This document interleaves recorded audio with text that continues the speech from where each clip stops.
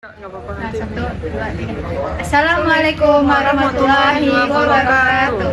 Halo teman-teman, kami di sini dari kelompok 4 akan menjanjikan materi mengenai efektif long term cost reduction bagian strategic perspective. Nah, adapun anggota dari kelompok kami yaitu saya sendiri, Pinda Zahara dengan NIM 2310532066 bersama teman-teman saya. Saya Tridinda Putri Sabrina dengan NIM 2310533008. Saya Mutia Putih Andini dengan NIM 2310533002. Saya Raida Putri dengan NIM 2310531044. Nah, mungkin itu aja perkenalan singkat dari kelompok kami.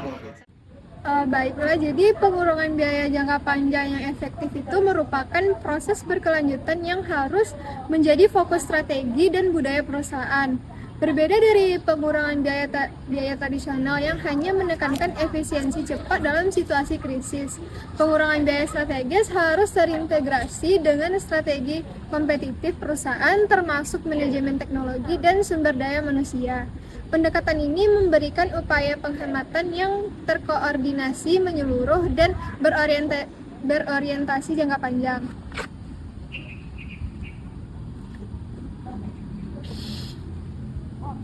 Terus yang selanjutnya ada traditional cost reduction programs, di mana ini merupakan langkah darurat yang diterapkan secara menyeluruh kepada seluruh karyawan. Program ini biasanya muncul sebagai respon terhadap ancaman langsung, seperti kinerja perusahaan yang menurun, hilangnya kontrak penting, atau turunnya harga.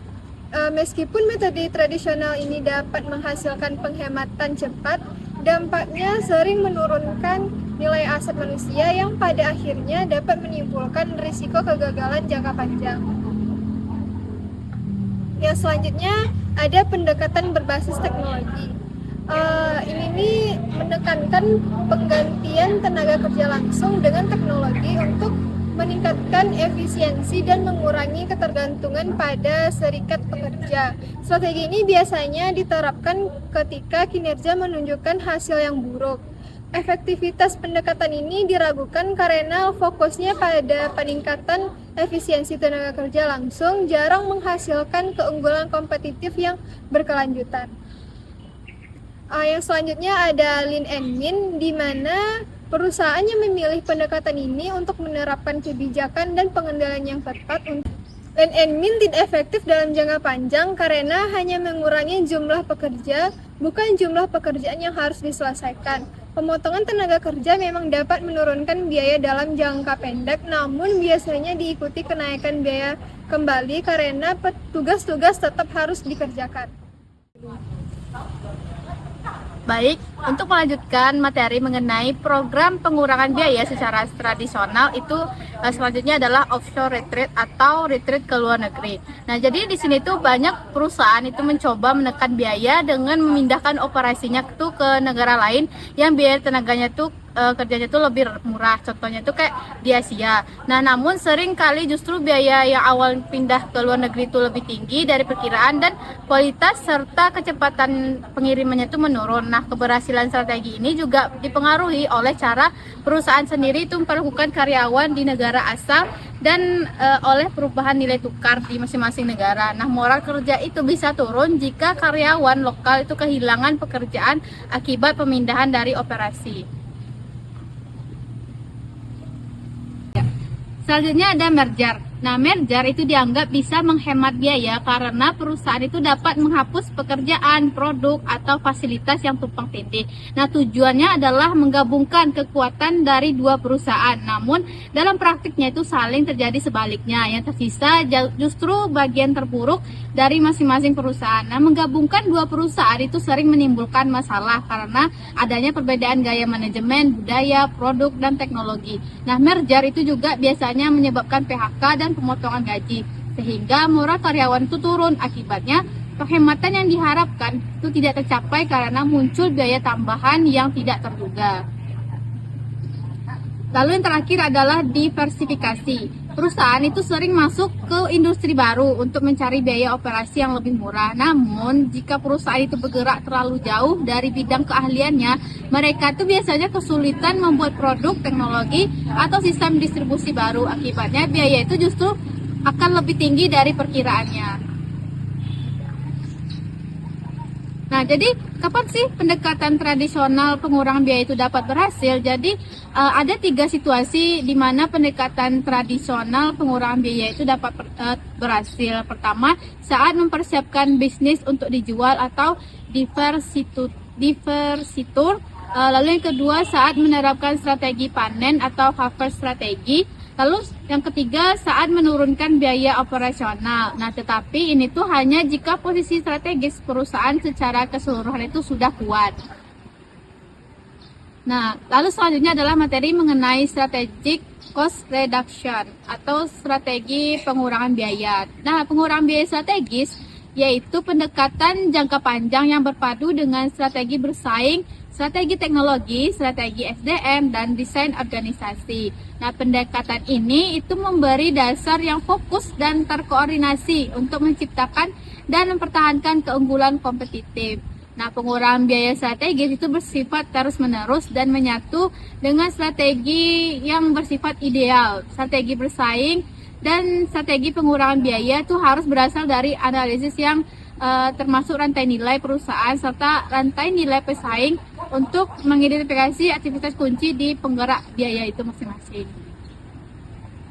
Nah, adapun strategi cost reduction itu adalah fokus.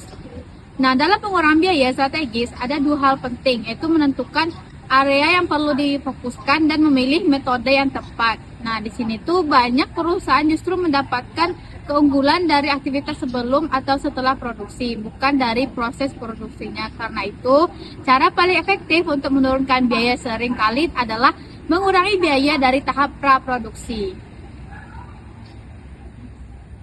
Nah, lalu adalah kumpulan metode. Nah, perusahaan memang punya banyak tuh cara untuk menurunkan biaya, tapi seringkali metode itu tidak digunakan secara terkoordinasi sehingga hasilnya tuh kurang maksimal. Nah, karena itu strategi pengurangan biaya yang efektif harus menggunakan serangkaian metode yang saling mendukung dan sesuai dengan strategi bisnis, budaya perusahaannya, dan juga strategi dari sumber daya manusia. Adapun metode yang umum digunakan dalam pendekatan continuous improvement antara lainnya seperti ABM atau Activity Based Management, Value Analysis dan Value Engineering, Just in Time, Total Quality Management, kerja tim lintas fungsi, keterlibatan karyawan, pengembangan keterampilan karyawan. Lalu ada trade-off. Nah, dalam beberapa kasus, meningkatkan biaya itu justru lebih menguntungkan secara strategis. Nah, terakhir adalah karyawan adalah penggerak biaya jangka panjang yang terpenting. Pengurangan biaya jangka panjang itu hanya berhasil jika perilaku karyawan itu berubah, karena karyawanlah yang akan membuat keputusan dan melakukan tindakan yang mempengaruhi biaya. Nah, kunci keberhasilan karyawan itu pertama, karyawannya itu harus percaya pada nilai penghematan dan karyawannya sadar biaya dan berkomitmen pada perbaikan yang berkelanjutan. Menjelaskan kunci keberhasilan pengurangan biaya jangka panjang. Yang pertama, konsep utama pengurangan biaya jangka panjang. Pengurangan biaya jangka panjang hanya dapat berhasil apabila menjadi bagian dari budaya organisasi dan terintegrasi dalam strategi kompetitif perusahaan. Hal ini membutuhkan sinergi dan strategi teknologi dan strategi sumber daya manusia. Keberhasilan pengurangan biaya sangat bergantung pada sejauh mana strategi pengurangan biaya sesuai dengan strategi kompetitif, budaya perusahaan, dan praktik manajemen sumber daya manusia. Pengurangan biaya tradisional sering gagal karena mengabaikan peran karyawan yang memiliki keterampilan luas, mampu bekerja sama, dan berkomitmen dalam jangka panjang. Sebaliknya, perusahaan yang memprioritaskan pengembangan sumber daya manusia, misalnya perusahaan Jepang, itu lebih berhasil karena memandang sumber daya manusia sebagai pilar utama keunggulan kompetitif. Yang kedua, peran teknologi dan sumber daya dalam pengurangan biaya.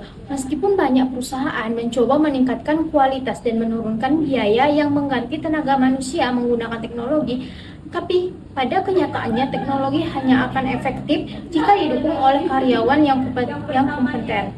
Karyawanlah yang merancang, mengoperasikan, dan memelihara. Dengan demikian, teknologi harus digunakan untuk melengkapi karyawan berkualitas tinggi, bukan mengganti mereka secara total dengan teknologi.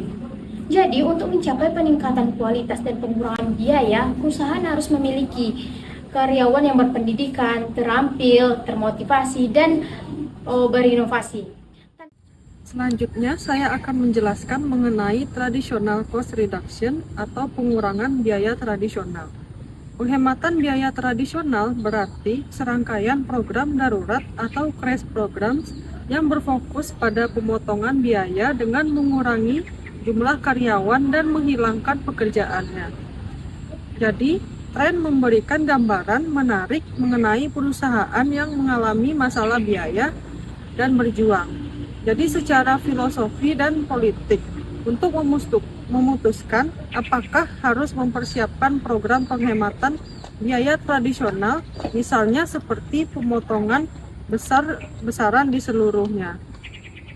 Analisis terhadap kasus ini oleh eksekutif senior dan konsultan menunjukkan mengapa dan bagaimana situasi seperti ini harus menjadi prioritas budaya strategis dan diselesaikan dengan metode seperti 8 metode yang dijelaskan sebelumnya.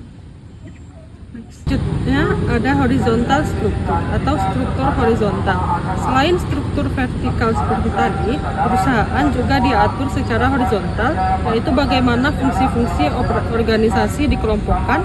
Yang pertama seperti divisi produk, divisi wilayah, dan divisi fungsi seperti pemasaran, produksi, SDM, dan R&D. Namun struktur horizontal tradisional ini sering menciptakan masalah.